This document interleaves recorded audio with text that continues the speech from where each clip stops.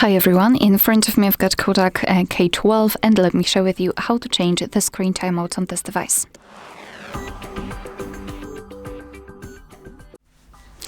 So let's start with opening the settings, and here in this left section we have to scroll and find the display.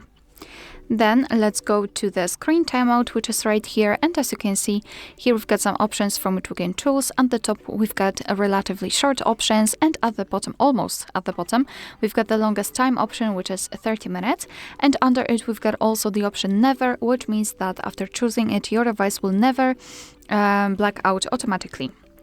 So all you have to do is to tap on the option like use.